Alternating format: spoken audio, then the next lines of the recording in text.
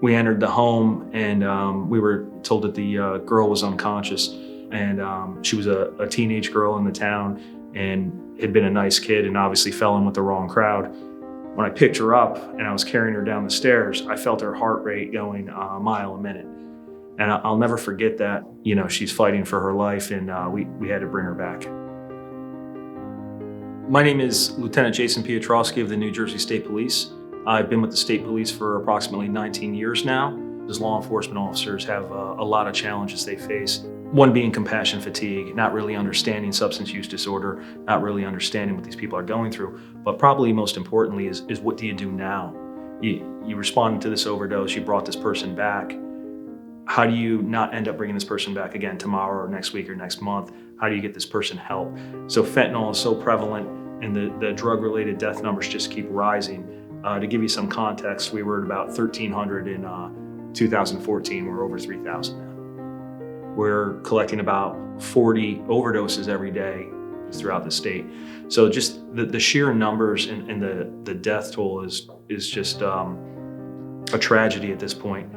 We were looking for a better system and a better way to collect the data in real time. We got linked up with Washington-Baltimore HIDA, and they were developing an application that essentially was going to meet our needs to collect the data in real time so that we can better respond to overdose spikes, to better identify bad batches of drugs. In New Jersey, the ODMAP platform has allowed us to better communicate with our Department of Health. In the past, we were getting in fax forms, we were getting in emails, and there'd be data entry from our analysts. Now it's being entered at the scene in real time or near real time, and we can transfer that information pretty seamlessly to the Department of Health. So we each have a complete picture of what's going on and can respond accordingly. We know that these things aren't confined to borders, to geographic borders. To see what's going on in those neighboring jurisdictions has an impact on New Jersey, and we have all 21 counties on board. About over 6,000 law enforcement officers are trained on the ODMAP system.